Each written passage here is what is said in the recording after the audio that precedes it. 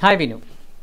So bachelor life, నా bachelor లైఫ్లో నాకు ఏంటంటే కష్టమైన పరిస్థితి ఏంటంటే ఫుడ్కి అలమటించే వాళ్ళం. ఏంటంటే ఎక్కడో చోట ఫుడ్ ఎవరైనా ఇస్తారా, లేకపోతే మంచి మెస్లు ఉన్నాయని చెప్పి తిరుగుతూ ఉంటాయి వాళ్ళని. సో ఈరోజు యువతరానికి కూడా అదే పరిస్థితి.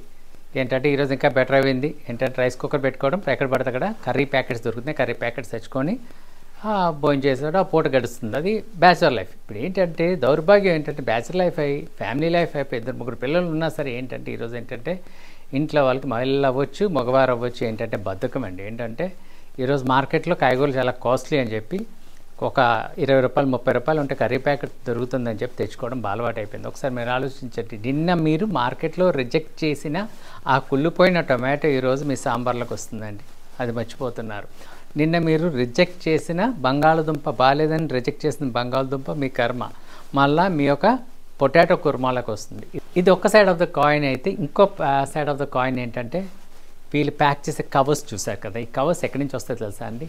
ఇది వర్జిన్ ప్లాస్టిక్ కాదు, రీసైకిల్డ్ అండ్ డర్టీ ప్లాస్టిక్. మీరు విజువల్స్లో చూసేటట్టు గార్బేజ్ నుంచి పిక్ చేసి రీసైకిల్ చేసిన ప్లాస్టిక్. ఒకసారి ఆలోచించండి, ఎంత డర్టీ ప్లాస్టిక్తో ఇవన్నీ ప్యాక్ చేస్తున్నారు. అదేవిధంగా ఈ వేడి పదార్థాలు దీంట్లోకి వేసేటప్పుడు మైక్రో ప్లాస్టిక్ కూడా కరిగి మీ ఫుడ్లో కలుస్తుంది. దీనివల్ల ఏంటి మీకు అనేక రోగాలు వస్తాయి, క్యాన్సర్ కారకమైన రోగాలు కూడా వస్తాయి. ఒకటండి.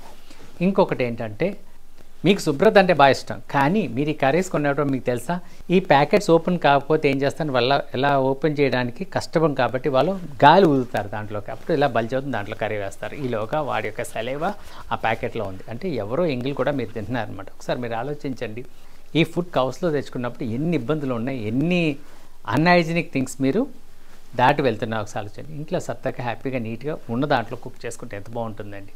Happy living.